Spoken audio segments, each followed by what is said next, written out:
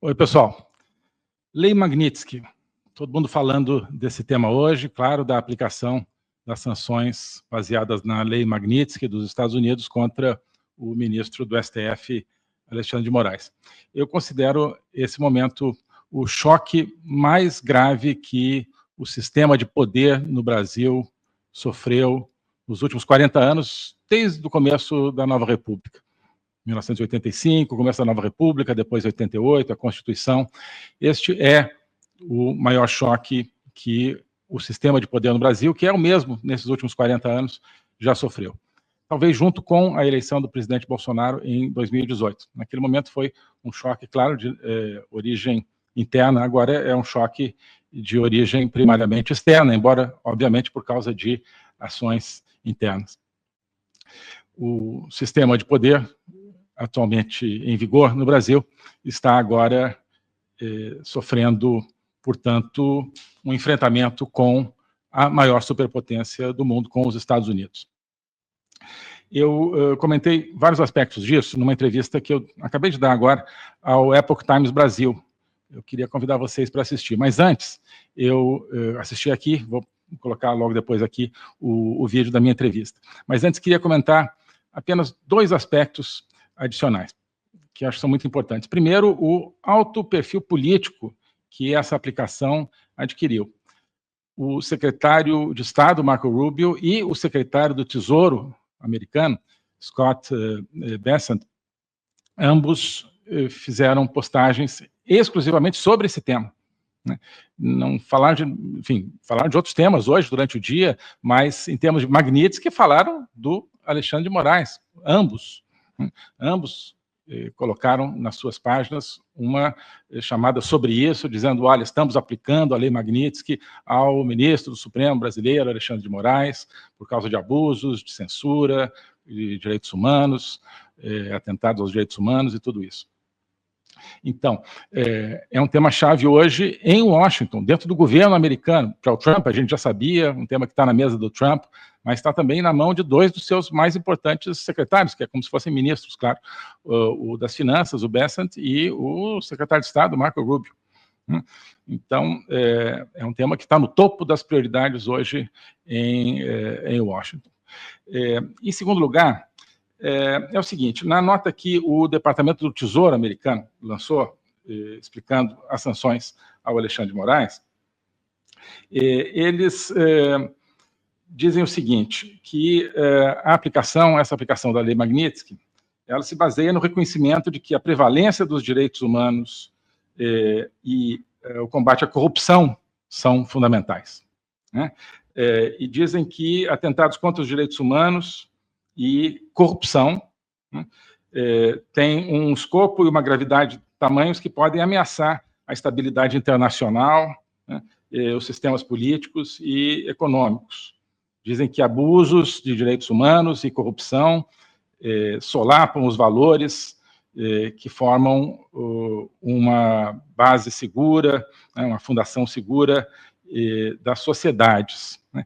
Então, isso aqui não é um tema assim individual, de uma antipatia individual. Isso aqui está dentro de uma concepção, de uma visão de que atentados contra os direitos humanos em qualquer lugar do mundo, né, e casos de corrupção em qualquer lugar do mundo afetam a base, a estrutura das sociedades no mundo, né? Não está dizendo aqui que é só nos Estados Unidos, também nos Estados Unidos, mas eles estão mundializando esse tema. Claro, a jurisdição americana que está sendo afetada e ela que está sendo usada nessa lei Magnitsky. Mas essa conceitualização é muito importante, né? Dizendo, olha, direitos humanos, quando feridos e corrupção afetam a estabilidade das sociedades como um todo, algo que nós sabemos na própria carne no Brasil. E esse texto de hoje, que explica as sanções ao Alexandre de Moraes, ele faz referência a uma ordem executiva, ou seja, um decreto de 2017, da primeira presidência Trump, de 30 de dezembro de 2017, a ordem executiva 13818. Aí você vai ver a ordem executiva 13818, é o seguinte, o Trump, naquele momento, anunciou a implantação de sanções da Lei Magnitsky contra 13 indivíduos de várias nacionalidades do mundo, né? E com esse mesmo embasamento. Aliás, essas palavras aqui do secretário do Tesouro são tiradas, ou do Departamento de Tesouro, são tiradas daquela ordem executiva do Trump de 2017, né, sobre essa questão sistêmica dos direitos humanos e da corrupção. E aí a gente vai ver esses 13 indivíduos que foram sancionados lá em 2017. E tem indivíduos que foram sancionados por um deputado, por exemplo, guatemalteco, sancionado por suspeita de ter assassinado um jornalista, tem pessoas que são sancionadas por tráfico de órgãos, por tráfico de armas, por repressão contra populações civis dos Rohingya na Myanmar, por exemplo, por liderar uma organização criminosa no Uzbequistão, por liderar repressão de ativistas na China, etc. Mas tem duas figuras entre esses 13 que eu queria chamar a atenção. Um deles é Ángel Rondón Rijo, um empresário dominicano que foi acusado de organizar o esquema de corrupção, de propina da Odebrecht em favor de autoridades dominicanas, né? Acusação, então, de que dinheiro, né, oriundo, claro, do Brasil, da Odebrecht, teria sido usado, canalizado, através desse Ángel Rondón, né, para autoridades dominicanas, porque ele teria sido o cabeça, digamos, o centro desse esquema de corrupção envolvendo a Odebrecht, né?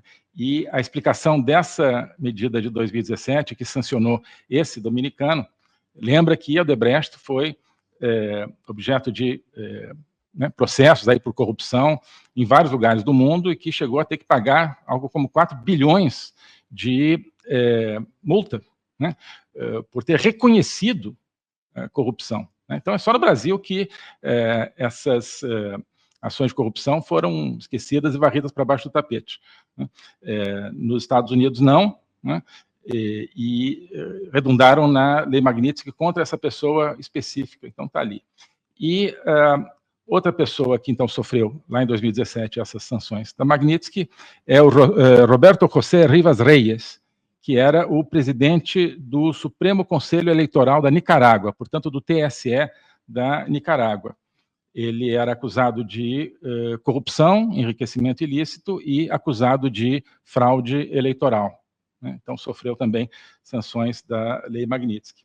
E eu acho muito interessante que, neste momento agora, de aplicação da Lei Magnitsky ao ministro do Supremo, Alexandre de Moraes, o documento que explica isso, do Departamento de Tesouro americano, faça referência a essas sanções, justamente, de 2017, que incluem, portanto, essas pessoas que eu mencionei, e que incluem, sim, várias pessoas sancionadas por abuso de direitos humanos, mas também várias pessoas sancionadas por corrupção, né? Inclusive uma delas, corrupção envolvendo o Brasil, envolvendo a Odebrecht. Então, isso aqui está no pano de fundo, isso aqui está, né, no universo de pensamento por trás dessa lei, e eu acho que por trás de tudo aquilo que está acontecendo em relação ao Brasil e que está sendo decidido aí no governo americano. Tá? Queria chamar muita atenção para isso. Tá bom? Então, convido vocês, então, se quiserem assistir agora a essa entrevista que eu dei no Epoch Times, falando aí sobre alguns aspectos, perspectivas de cenário político, geopolítico, interno, externo. Tá bem? Muito obrigado e vamos em frente. Eu acho que esse é um momento único, um momento histórico, né?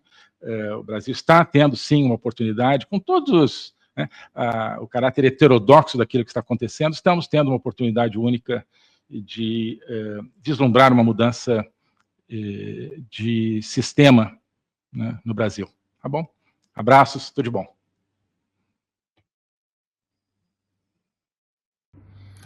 Oi, pessoal. Nós estamos vivendo dias históricos, um momento histórico. O sistema de poder no Brasil está sofrendo o maior abalo que ele já sofreu desde que foi criado no começo da Nova República, 40 anos atrás. E na Academia Folha Política, a gente está se preparando já há muito tempo para esse momento.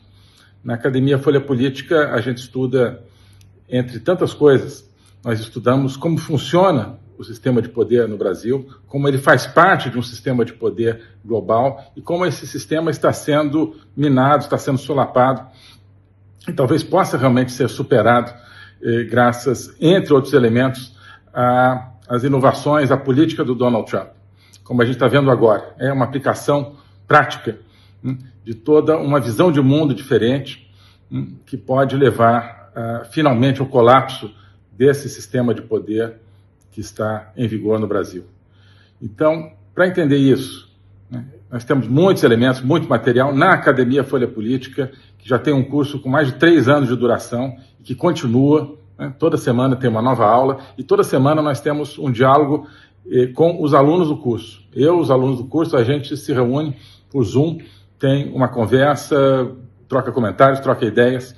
Então, a gente está formando, na verdade, uma comunidade de análise, de percepção sobre esse momento específico do Brasil, do mundo, com elementos para entendê-lo a fundo, e não apenas na superfície. Queria te convidar para fazer parte desse projeto, Academia Folha Política. No site aqui, no link aqui disponível, academiafolhapolitica.org, você entra lá e você passa a fazer parte desse projeto por apenas R$400 por ano, que podem ser divididos em 12 parcelas. Então, R$400 anuidade divisível por 12 parcelas. Eu acho que é um material que você dificilmente vai encontrar em outro lugar, um esquema que você dificilmente vai encontrar em outro lugar, com uma condição muito atraente. Queria te encontrar lá, queria que você fizesse parte desse projeto, nesse momento tão especial para o Brasil. Um abraço. Brasil agora. E aí, qual a tua reação, primeiro de tudo, a respeito do assunto, Manu? Perfeito, Marcos. Bom, vem um momento, na verdade, bem delicado, porque, como você mesmo disse, o Trump enfatizou bastante que essas tarifas de 25% em cima da Índia estavam sendo colocadas por conta dos negócios que eles têm feito com a Rússia, desde, por exemplo, a compra de armas e até mesmo a compra de petróleo, porque atualmente a Índia é um dos principais compradores de petróleo do mundo. Mas petróleo do mundo, não, um dos principais compradores de petróleo do mundo, mas da Rússia, né? E é interessante de destacar porque, realmente, isso só enfatiza a questão do atrito dos Estados Unidos com o Brasil, justamente porque o Donald Trump fez várias ameaças que eles colocariam 100% de tarifas em cima dos países que estivessem comprando algum tipo de petróleo, algum tipo de diesel russo, que é o caso do Brasil, que é um dos principais países que compra diesel russo. E vale destacar aqui que, se a gente for ver, por exemplo, assim, várias vezes o governo americano chegou a citar diretamente o Brasil, a China e a Índia por terem comprado justamente esses produtos russos. Só que o Brasil, por mais que hoje em dia nós sejamos um dos principais países que está comprando o diesel russo, ainda assim é uma quantidade muito menor do que outros países. Por exemplo, o tanto que a Índia está comprando de petróleo de uma forma geral, quanto a China está comprando, ou mesmo quanto a União Europeia está comprando da Rússia. Então, por que foi interessante eles terem tocado no nome do Brasil especificamente? Porque, claro, isso tem a ver com o fato de o Brasil estar dentro do BRICS, estar se associando cada vez mais tanto com China e como Rússia. Então, tudo isso demonstra também que o governo americano quer realmente, querendo ou não, enfraquecer esse bloco, enfraquecer a máquina russa para que eles não possam seguir com essa guerra, e tudo isso entra nesse contexto de desgaste entre a relação do Brasil e dos Estados Unidos. Muito bem, a gente está aqui com o ministro Ernesto Araújo, ex-ministro das Relações Exteriores entre 2019 e 2021. A gente pediu ao ministro para entrar com a gente ao vivo em meio à crise, ele atendeu aqui, então vamos ver se está tudo certo tecnicamente. A gente entra então com o ex-ministro das Relações Exteriores do Brasil, Ernesto Araújo, vamos ver. Aí, consegue nos ouvir bem, ministro? Tudo certo? Ouço e vejo bem, Marcos, Emanuele, muito bom estar com vocês. Bom, uma boa tarde, então, ministro. Primeiro de tudo, muito obrigado por nos atender. Então, vamos começar a conversar sobre isso. Eu queria primeiro ouvir a reação do senhor, uma notícia que cai agora, já era até esperada, mas que quando de fato se concretiza, a coisa toma uma outra dimensão. Então, qual foi a reação do senhor? Primeiro, quando soube que havia a sanção da Lei Magnitsky caindo sobre o ministro Alexandre de Moraes? Pois é, Marcos. Como você falou, a realidade, mesmo quando ela é esperada, quando chega, ela ganha uma dimensão diferente, ela ganha as cores da realidade, né? Isso é curioso na história, né? E é um momento histórico. Eu acho que é o golpe mais sério já sofrido pelo sistema de poder que domina o Brasil, na verdade, desde a Constituição de 1988, com uma pequena interrupção aí na primeira metade do governo Bolsonaro. mas que, tirando isso, nesses últimos, portanto, 37 anos, mas se você quiser 40, né, desde o começo da Nova República, domina o Brasil. Né? É o golpe mais sério que eu acho que eles já sofreram. Talvez junto com a eleição do presidente Bolsonaro em 2018, mas externo certamente é o maior, porque vai diretamente àquele que tem sido a ponta de lança das medidas desse sistema de poder, que é o STF, explicitamente o ministro Alexandre de Moraes, né, que foi colocado em 2019, se não me engano, já como relator do inquérito das fake news, depois foi o presidente do TSE, né, durante a eleição, relator do processo do 8 de janeiro, do processo contra o presidente Bolsonaro e outras pessoas por ações aí no final de 2022. Então, é a ponta de lança, ou seja, é o instrumento mais visível, o instrumento que tem sido o mais eficiente em todas as ações desse sistema de poder. De modo que, claro, já era esperado, mas agora a gente vê que, não, né, a gente acordou da cama, não está sonhando, ou para alguns é um pesadelo, né, mas não é um elemento onírico, né, é um elemento agora da política, da luta pelo poder no mundo, né? Vocês estavam falando agora do BRICS, claro que isso é uma luta pelo poder no mundo também, e uma luta pelo poder no Brasil. Então, é um novo capítulo, temos, claro, 1000 ângulos para examinar, mas eu acho que é um momento histórico em vários sentidos. Manu, eu já te passo a palavra para a próxima pergunta, só queria perguntar mais uma coisa para o ministro.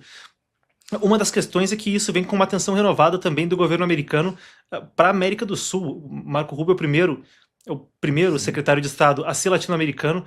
No final do primeiro governo Trump, a coisa já ia nessa direção, depois a pandemia parece ter interrompido um pouco o rumo das coisas, mas agora, na mesma semana, Cartel dos Sóis na Venezuela como organização terrorista, depois das publicações de hoje sobre o ex-presidente Álvaro Uribe na Colômbia, agora a sanção sobre Moraes e a tarifa em 1º de agosto. Então parece que chegou o momento de um pente fino, assim, com o Marco Rubio no Departamento de Estado, sobre a América do Sul, a América Latina em geral. Você acha que é por aí mesmo, ministro? Porque afinal de contas, eu antes estava mais cedo fazendo uma análise, um parecer pessoal. Quer dizer, os pais do Marco Rubio são sobreviventes do regime comunista cubano. A comunidade cubana nos Estados Unidos é assim, que nem a polonesa ou dos países bálticos, anticomunista ferrenha. E agora, chegando lá, eu acho que ele... Né, falam que chega o que o Lula fala traduzido para ele, né, no briefing do Departamento de Estado. E aí ele olha ali uns cortes, vê o Lula elogiando o Fidel em podcast e começa a ligar os pontos, China no Brasil... E acendeu o alerta quanto à América do Sul, mas para valer, muito mais do que no primeiro mandato. Não sei se o senhor compartilha dessa perspectiva. O que o senhor acha, ministro? Certamente, Marcos. Antes de mais nada, você tocou também um ponto importante.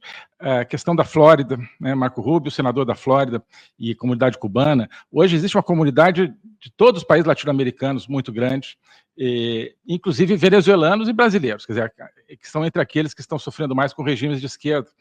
Isso está levando a Flórida a se tornar um baluarte dos republicanos. É um dos principais estados dos Estados Unidos. Era um estado swing state, agora é um estado republicano cada vez mais. Né? Isso cria uma conexão completamente diferente com a América Latina. Né?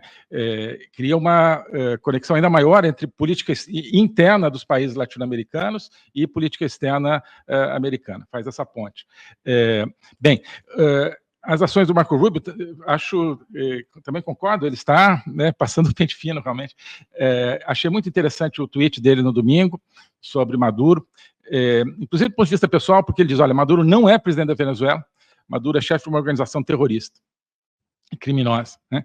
Exatamente o que eu falei em janeiro de 2019, quando era ministro, no começo do governo Bolsonaro, primeiro na reunião do Grupo de Lima, e a iniciativa foi minha, né, Brasil, daquela declaração de não reconhecer o Maduro. Né?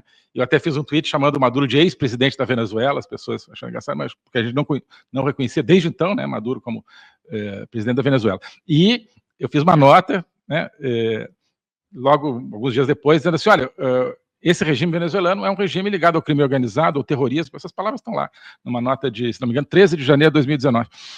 Então, os Estados Unidos estão agora, quer dizer, a gente um pouquinho foi pioneiro nisso aí, mas, claro, agora vem com todo o poder americano. Mas o que eu acho interessante é o seguinte, é algo sistêmico. Né?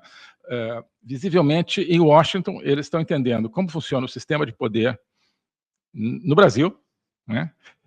Estão entendendo como funciona o sistema de poder na América Latina, estão entendendo o tema do Foro de São Paulo, estão entendendo as conexões entre crime organizado, corrupção, juristocracia, socialismo, anti-americanismo, terrorismo, né?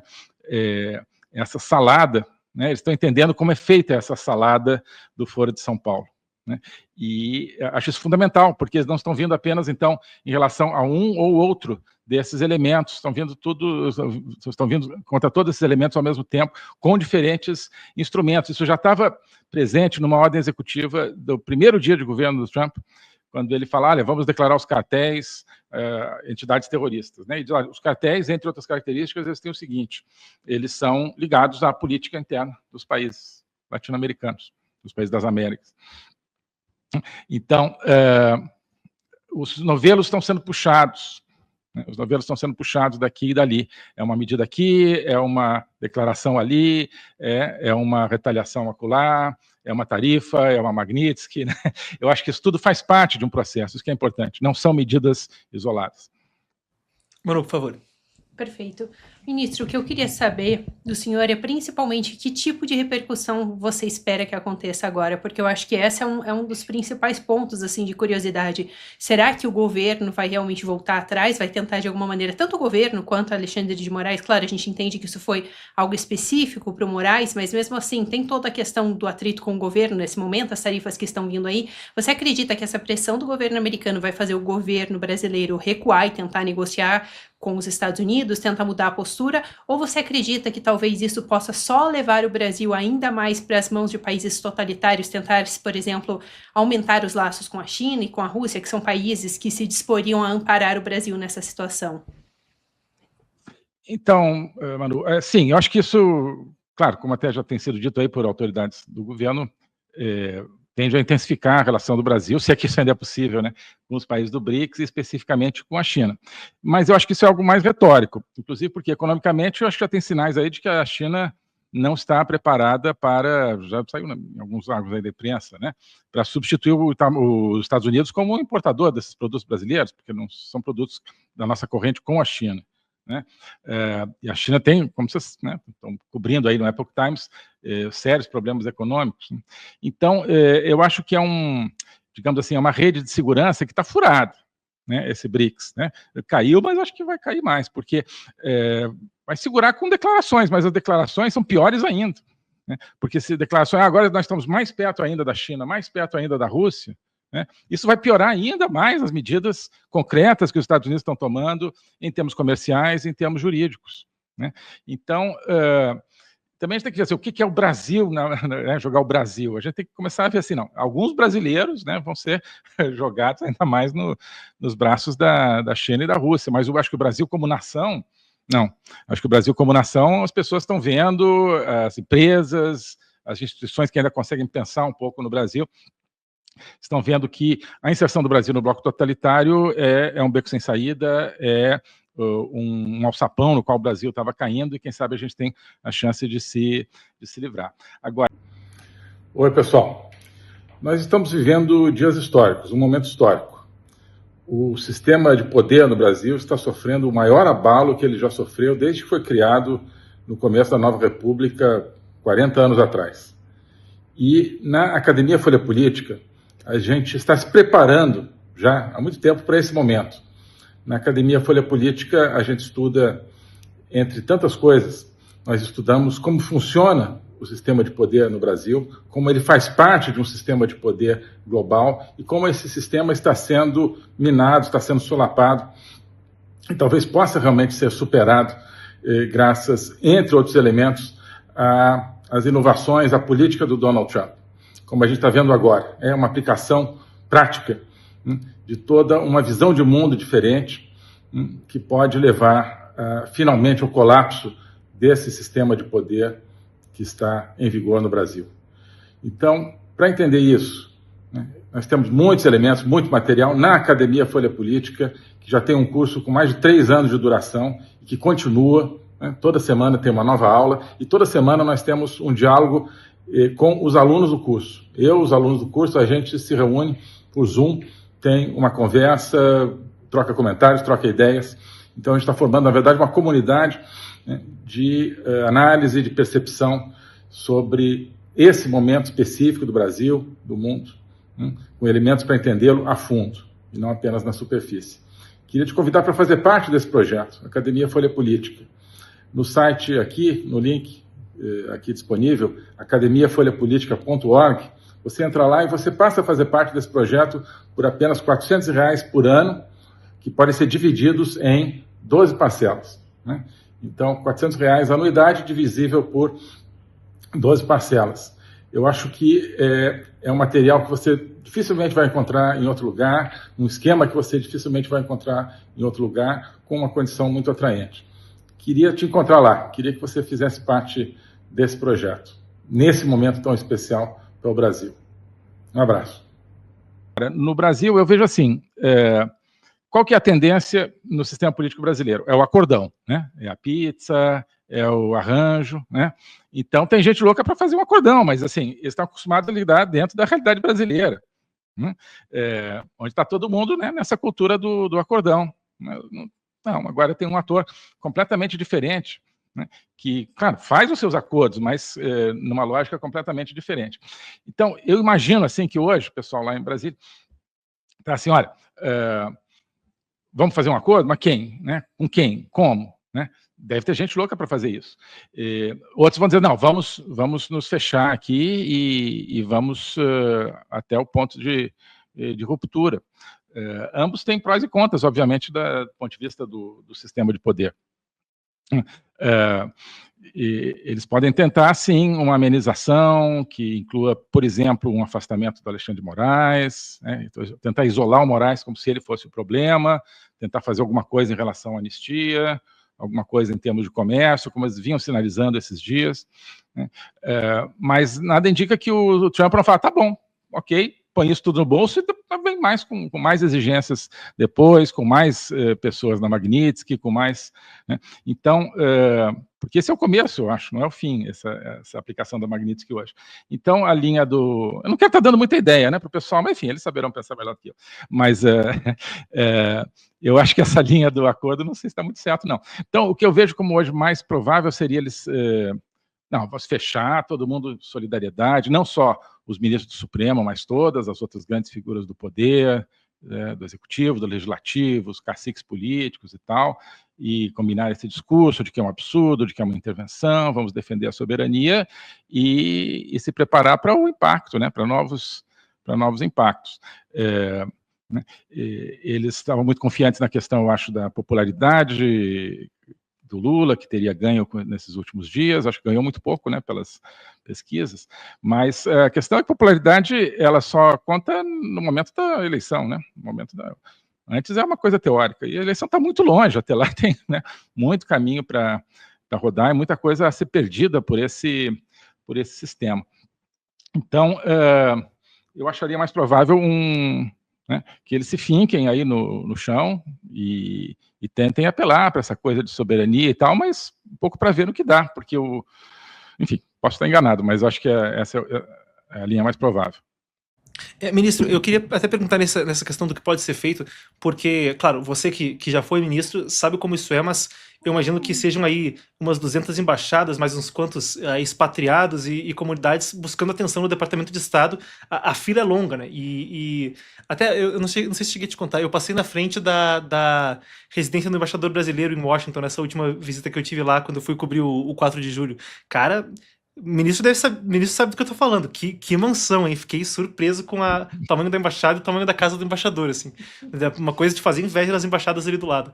Mas o ponto que eu ia fazer, desculpa a digressão, é que é uma fila grande para buscar atenção. Claro, você teve êxito nisso naquela primeira metade do governo Bolsonaro à frente do Itamaraty, mas agora com a Maria Luísa Viotti, com a embaixadora brasileira lá, parece que a porta está fechada. E é um negócio que deixa também um pouco sem ferramentas para o governo brasileiro reagir. A gente já falou isso quando você veio no Epoch News, quando a gente estava falando da imposição da investigação da Seção 301. Mas para o governo brasileiro, meio que não tem meios de que agir. Estava até se cogitando que o Lula queria fazer um telefonema com o Trump, mas nos termos dele, que não vai tocar em nenhum assunto político, quando o anúncio das tarifas foi inerentemente político. Estava o nome do ex-presidente Jair Bolsonaro na carta, né? O único país no qual isso aconteceu. Então, o que faz? Faz um telefonema, e se vai fazer um telefonema, na sua avaliação, o Brasil está em posição de negociar termos? Porque eu vou ser sincero, assim, eu acho que o que parece que passa na cabeça do Departamento de Estado, a minha impressão é que eles iam gostar de ter um episódio meio Zelensky, Ramaphosa, assim, o Lula senta ali na sala oval, o Marco Rubio senta do lado do Trump e bota no telão para rodar tudo que não gosta e detona por ali, né? Parece que o clima não é de fazer um telefonema na condição de não ficar político. Não, exato. Não, eu acho que isso não vai acontecer porque os dois são espertos, né? E cada um à sua maneira, não vão né, dar oportunidade para o outro de lucrar em cima disso. O que está acontecendo é o seguinte: hoje a mecânica negociadora é completamente diferente do que era 6 meses atrás, 6 meses e pouco, quando o Trump tomou posse, né? E o pessoal aí dentro dessas mansões maravilhosas do Itamaraty, né, meus queridos colegas aí, acho que estão um pouquinho devagar em entender isso, né? Então ainda estão no mundo assim que eu já tinha percebido que estava acabando esse mundo do multilateralismo, agora acabou mesmo. Então, vamos na OMC, a OMC não conta mais para nada, né? Vamos na ONU, não vai ter efeito nenhum. O Trump bilateralizou completamente as relações internacionais, seja comerciais, seja nos outros terrenos. E isso ficou extremamente reforçado agora, essa nova postura do Trump, com o acordo que ele fechou com a União Europeia. Ou seja, são os 2 maiores blocos comerciais do mundo, né, negociando, independentemente do conteúdo do acordo, mas o formato do acordo, né? Estados Unidos com a União Europeia, né? Totalmente fora das 4 linhas, digamos, da OMC, né? Então, o jogo não está lá. É como assim, os diplomatas brasileiros estão chegando ali naquele campo de jogo, mas não tem outro time, estão ali com a bola e o uniforme, assim, esperando. Não vai ter o jogo ali, o jogo não vai ser esse, né? Então, e acho que eles não se prepararam para o jogo real. Novamente, assim, acho que teria que haver se quiserem negociar, tem que haver uma negociação colocando tudo aquilo que faz parte do universo da relação hoje. E aí está a questão da juristocracia, aí está a questão da perseguição ao Bolsonaro e a conservadores no Brasil, a questão da censura. Tudo isso está na agenda, porque isso hoje está na agenda do mundo, então tem que estar na agenda da relação. Então teria que ser uma negociação né, que envolvesse tudo isso. É possível, claro que é possível fazer, mas eu não acho que haja não existe, digamos, né, não é nem o preparo, é o espírito da coisa, né, a mentalidade que poderia levar a uma negociação ampla desse tipo, por parte do Brasil. Mas talvez sejam pressionados a fazer isso, mas aí eu acho que terão que se dispor a envolver tudo, né? E não dá para chegar assim, eu quero discutir só a questão comercial. Não. Então eu vou reclamar na OMC. Não, então vai, então reclama na OMC. Né? Os reflexos multilateralistas da diplomacia brasileira são muito fortes, né? E eles estão jogando hoje contra o Brasil, né? Porque isso não vai se resolver dessa maneira considerada clássica. Manu, por favor. Perfeito. Na verdade, eu queria aproveitar, ministro, já que o senhor acabou de tocar nesse assunto, porque eu acho que é um assunto bem interessante, que ele não é necessariamente sobre a questão do Moraes, mas querendo ou não, tem impactos no Brasil, e eu acho que seria interessante a gente abordar aqui. Se o senhor acredita que, de uma certa forma, enfraquece o acordo que o Mercosul estava tentando fazer com a União Europeia, esse acordo que os Estados Unidos acabou de fechar com a União Europeia, se isso teria algum tipo de impacto nesse outro acordo que o Mercosul estava tentando fechar? Sim, acho que tem impacto, antes de mais nada, no cerne aí da questão sempre, que é a questão agrícola. A União Europeia teve que fazer concessões agrícolas aos Estados Unidos, ou seja, mais produtos agrícolas americanos no mercado europeu. Isso não vai ser fácil de ser aceito pelos agricultores europeus, mas no caso dos Estados Unidos há argumentos para isso. No caso do Mercosul, então eles olha, tudo que eu tinha para dar para o Mercosul, como os europeus sempre gostavam de dizer, então agora eu já dei para os Estados Unidos, né? Então não dá mais. Já estava muito difícil antes e eu acho que agora nem só por uma questão geopolítica, mas por uma questão técnica e comercial, acho que fica mais difícil. Na questão geopolítica, a Europa está meio assim, né? Se eles vão entrar junto com os Estados Unidos numa pressão contra o Brasil por causa da relação com a Rússia e tal, ou se vão ficar numa posição assim, não, olha só, temos que ajudar a combater o unilateralismo americano, mas eles estão aceitando o unilateralismo americano, né? Eu acho que o Brasil, essa ida aí do chanceler a Nova York para falar no tema da Palestina, talvez tenha a ver com a ideia de, olha, vamos tentar jogar aí sim, nesse campo aí que os europeus gostam, né? Tanto o Macron quanto o Keith Starmer, né? Eles estão dizendo, não, vamos reconhecer o Estado palestino e tal. Então, talvez tenha sido uma maneira do Brasil se aproximar da União Europeia, se aproximar dos europeus, tentando então, montar uma rede de segurança também aí para poder cair, digamos, em condições melhores, depois desse impacto todo com os Estados Unidos. Mas acho que não é suficiente, eu acho que não é suficiente como reconstrução de uma relação com os europeus. Isso eu ia precisamente para essa questão de Europa. A gente tem aqui, isso foi agora há pouco, melhor dizendo, cadê? Perfeito, agora sim. Isso foi de um eurodeputado, eu vi.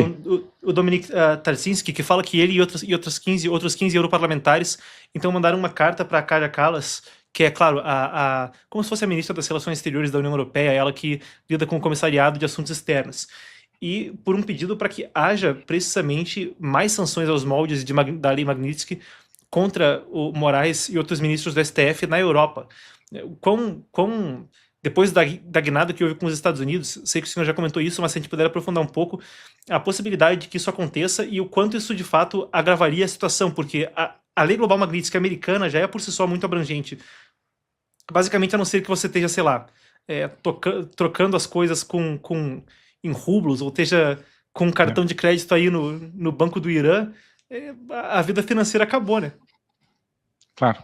Não, pois eu acho que em termos das sanções em si, uma eventual sanção europeia não acrescentaria tanto ao dano da Magnitsky, mas seria importante, né, politicamente, do ponto de vista de símbolo, digamos, desses polos aí do mundo livre, né, que são a Europa e os Estados Unidos. Eu sempre gosto de sonhar que a América Latina seja um dia, como ela é, por vocação, e o Brasil, portanto, parte de um triângulo do mundo livre aí, né, América Latina, do Ocidente livre, melhor dizendo, porque tem o Japão e tal, mas do Ocidente livre, né, América Latina, América do Norte e Europa, né, mas a América do Norte e a Europa são, claro, os principais atores nisso. Então seria bom, né, do ponto de vista de visibilidade internacional, que estivessem juntos, né, mas eu acho que o que será mais impactante para os da Europa será ver se, caso venham tarifas por causa da compra de óleo diesel russo, né, se a Europa também vai tarifar o Brasil por causa disso. Que aí sim seria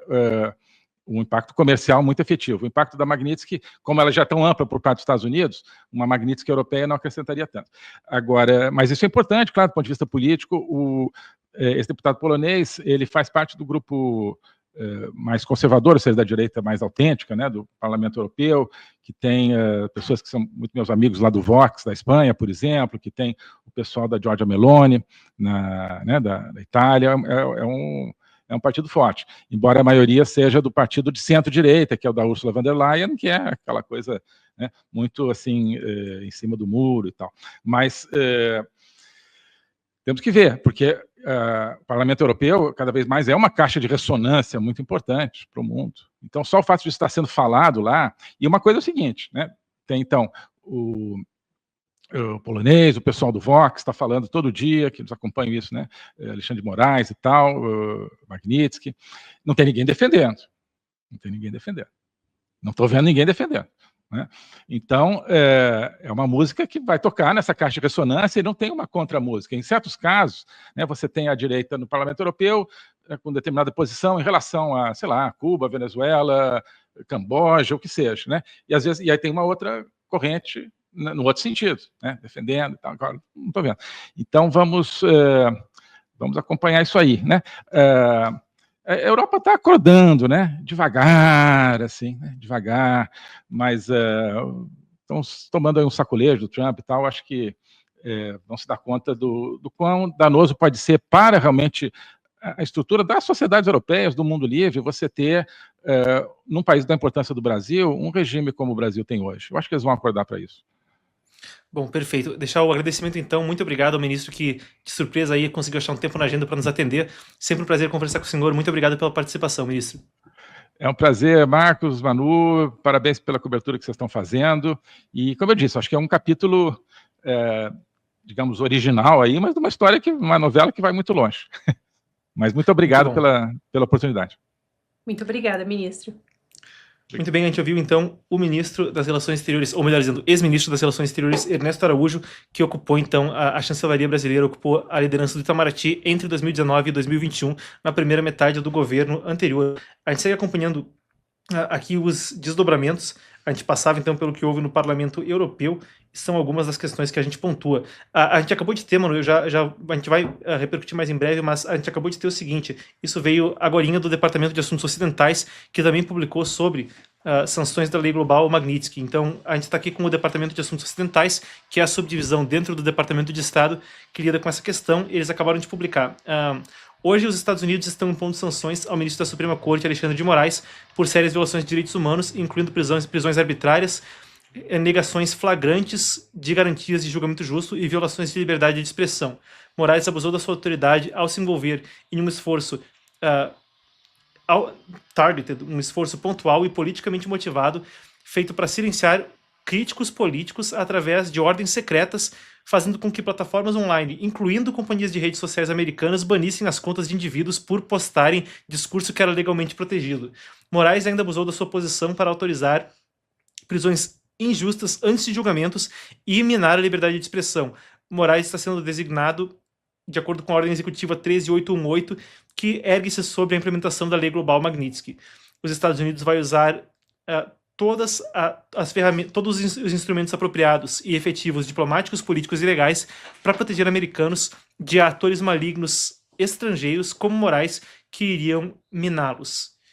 Tá aí, então, o que acabou de ser repercutido pelo Departamento de Assuntos Ocidentais do Departamento de Estado. A gente acabou de ler a nota.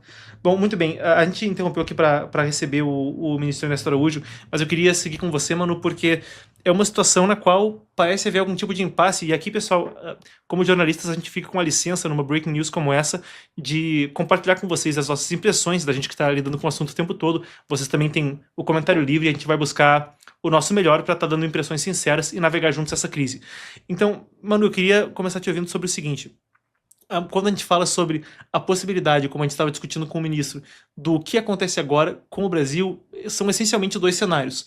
Um no qual há algum tipo de recuo, alguma sinalização para abrir negociações com os Estados Unidos, ou um no qual se redobra, que foi o que ele especulou poderia acontecer, os esforços em termos de um recrudescimento, um endurecimento do governo brasileiro quanto a redes, quanto ao ministro Alexandre de Moraes, e agora contra os Estados Unidos.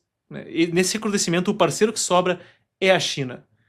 Então, como você entende esse cenário no sentido de a China tem o poder e o interesse nesse momento, em termos de a economia estar bem ou não, em termos de mesmo relacionamento com o Brasil, de fazer um avanço nesse sentido? E também tem negociação de tarifa para a China, né? Os Estados Unidos estão agora negociando em Estocolmo também nova imposição de tarifas. Seria para a China um momento de fazer uma movimentação agressiva junto ao Brasil enquanto tenta negociar as próprias tarifas com os Estados Unidos? São algumas das coisas que eu queria discutir contigo, esse panorama.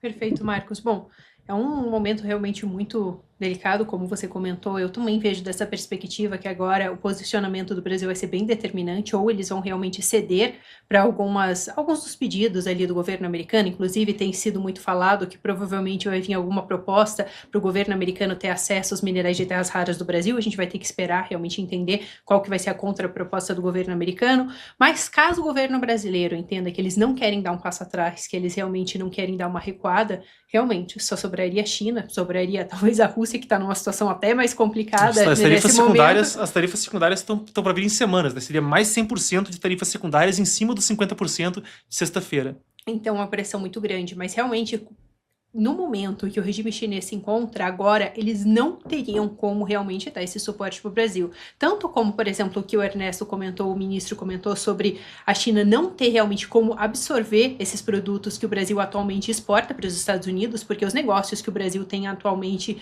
com a China são diferentes. Geralmente o Brasil exporta para a China commodities e, né, para os Estados Unidos a gente tinha muita exportação, por exemplo, de aeronaves, até mesmo alguns produtos que são commodities, por exemplo, como suco de laranja, mas mesmo assim são coisas que, em geral, a China não estava comprando do Brasil. E é interessante porque eles vivem, no momento, uma crise econômica muito, muito grande. Então, é muito difícil a gente imaginar que o regime chinês possa tentar importar muito mais coisa que não sejam realmente os produtos que eles já precisam para a população deles. Porque no momento eles não estão conseguindo nem estimular a própria população deles internamente a consumir mais. Tanto que nos últimos tempos o regime chinês teve que soltar vários estímulos para tentar incentivar as pessoas dentro do país a consumirem mais. As pessoas não estão consumindo. Tanto que a China, ao contrário do que muitos países estão passando atualmente, que é o de inflação, o aumento dos preços, eles estão passando justamente por uma deflação, porque eles tinham uma grande quantidade de produtos que já estavam prontos, não tinha público para isso, justamente porque lá a gente tem muito essa questão de subsídios governamentais, então tinha muito excesso de produção, eles produziam muito, não tinha ninguém para consumir, e eles estão num momento bem delicado, eles não estão conseguindo nem lidar com a própria economia, quem dirá, querendo ou não, absorver esses produtos que o Brasil não conseguiria exportar. E fica também uma outra questão, como você mesmo disse, agora o regime chinês está nessas negociações com o governo americano, e é um momento bem delicado para eles, porque, por exemplo, a gente já viu como, no primeiro mandato de Donald Trump, as tarifas que ele impôs sobre a importação de produtos chineses já afetou o regime chinês, tanto que eles conseguiram exportar menos para os Estados Unidos nos últimos anos, principalmente desde 2018, quando essas novas tarifas foram impostas. E o governo americano, os Estados Unidos, de uma forma geral, são o principal comprador de produtos chineses. Por isso, para eles, para a economia deles, é essencial que eles consigam fechar esse acordo com o governo americano. E só quero colocar um último ponto aqui, só para a gente ter uma comparação de como isso poderia ser. O país que atualmente o regime chinês está tentando ajudar justamente para burlar as sanções americanas é a Rússia. Claro, a gente sabe que eles têm sim ajudado bastante o governo russo nos últimos tempos, inclusive com várias acusações de que eles estariam até mesmo enviando armas para ajudar o governo russo, com acusações até mesmo de Volodymyr Zelensky de que eles estariam enviando soldados chineses para lutarem até mesmo a favor da Rússia, mas é interessante porque mesmo que eles continuem com essa ajuda, eles sofreram várias sanções. Por exemplo, alguns bancos chineses, eles foram sancionados, receberam sanções dos Estados Unidos e até mesmo da União Europeia, justamente porque eles estavam tentando ajudar a Rússia a se esquivar dessas sanções. Então, eles não conseguiram fazer essa articulação. Então, é interessante porque como ficaria, então, para a China se eles realmente tentassem ajudar o Brasil agora? Bom, o resumo da ópera. Eles estão negociando tarifa. Se não conseguirem negociar com os Estados Unidos, a coisa vai ficar muito complicada. Se for ter alguma sinalização para o Brasil, vai ser no sentido de aprofundar a influência e passar levando a preço de banana o que não se conseguir escoar para os Estados Unidos. Né? Uma situação aí delicadíssima. Bom, pessoal, muito obrigado a todos vocês que estiveram conosco nessa cobertura especial. Lembrando, a gente vai estar ainda a gente vai ainda Você quer falar mais alguma coisa? Que você tá vendo com uma cara aí? Não, é que eu ia só, se eu pudesse acrescentar não, só uma manda coisa ver, que eu manda achei ver. que foi interessante, assim, porque diante de todo esse cenário, porque essa semana eu li uma notícia que eu achei que valeria a pena para todo esse momento nosso aqui, justamente porque algo que me chamou bastante atenção foi justamente o posicionamento do governo brasileiro durante toda essa tensão com os Estados Unidos, porque me parecia até, de uma certa perspectiva, que eles estavam sim contando com uma ajuda da China, e me parecia que em certos momentos havia até mesmo que o Brasil, digamos assim, estava entrando na onda do regime chinês de provocar os Estados Unidos, porque o regime chinês tem muito essa questão de provocar os Estados Unidos em muitas declarações que eles fazem. Mas eu digo isso porque essa semana eu li a seguinte notícia, que foi realizado no dia 26, que foi de sexta-feira passada, eles realizaram em São Paulo uma mesa redonda da China com a América Latina e Caribe, onde a gente teve presentes 16 países da América Latina e do Caribe, também representantes da China. E lá a gente teve vários representantes do governo, eles não chegaram a descrever quem foram as pessoas que realmente realmente compareceram a este evento, mas a ideia era realmente trocar ideias sobre a questão de direitos humanos entre a China, países da América Latina, enfim, representantes do Brasil estavam lá. No final deste encontro, eles publicaram o que foi chamado de Consenso de São Paulo, que foi uma declaração final deste evento, e eu queria ler um trechinho dessa declaração, que eu acho que tem tudo a ver com esse momento que a gente está vivendo, que eles disseram o seguinte, que o texto rejeita a imposição de modelos únicos e se posiciona contra o uso político dos direitos humanos em disputas internacionais. E foi interessante porque isso, na verdade, foi muito pouco noticiado, essa questão do encontro, mas ele aconteceu, tiveram vários representantes, tanto do governo chinês, quanto do governo brasileiro, quanto do governo de Cuba, de Venezuela, outros países aqui da América Latina, e realmente, essa declaração deles, ela entra muito de uma certa forma, pode ser considerado, de uma certa maneira, uma provocação com tudo que está acontecendo neste momento entre o Brasil e os Estados Unidos, porque uma declaração deste tipo, justamente no momento onde se estava já esperando que fosse declarada essa lei Magnitsky contra o Moraes, é só para a gente refletir, talvez, que seja necessário um reposicionamento, uma outra forma do governo brasileiro de lidar com os Estados Unidos se eles realmente quiserem chegar em algum tipo de acordo. Oi, pessoal. Nós estamos vivendo dias históricos, um momento histórico. O sistema de poder no Brasil está sofrendo o maior abalo que ele já sofreu desde que foi criado no começo da Nova República, 40 anos atrás. E na Academia Folha Política, a gente está se preparando já há muito tempo para esse momento. Na Academia Folha Política, a gente estuda, entre tantas coisas, nós estudamos como funciona o sistema de poder no Brasil, como ele faz parte de um sistema de poder global e como esse sistema está sendo minado, está sendo solapado e talvez possa realmente ser superado graças, entre outros elementos, às inovações, à política do Donald Trump. Como a gente está vendo agora, é uma aplicação prática de toda uma visão de mundo diferente que pode levar finalmente ao colapso desse sistema de poder que está em vigor no Brasil. Então, para entender isso, nós temos muitos elementos, muito material na Academia Folha Política, que já tem um curso com mais de 3 anos de duração e que continua, toda semana tem uma nova aula e toda semana nós temos um diálogo com os alunos do curso. Os alunos do curso, a gente se reúne por Zoom, tem uma conversa, troca comentários, troca ideias. Então, a gente está formando, na verdade, uma comunidade de análise, de percepção sobre esse momento específico do Brasil, do mundo, com elementos para entendê-lo a fundo, e não apenas na superfície. Queria te convidar para fazer parte desse projeto, Academia Folha Política. No site aqui, no link aqui disponível, academiafolhapolitica.org, você entra lá e você passa a fazer parte desse projeto por apenas R$ 400 por ano, que podem ser divididos em 12 parcelas. Então, R$ 400 anuidade divisível por 12 parcelas. Eu acho que é um material que você dificilmente vai encontrar em outro lugar, um esquema que você dificilmente vai encontrar em outro lugar, com uma condição muito atraente. Queria te encontrar lá, queria que você fizesse parte desse projeto, nesse momento tão especial para o Brasil. Um abraço.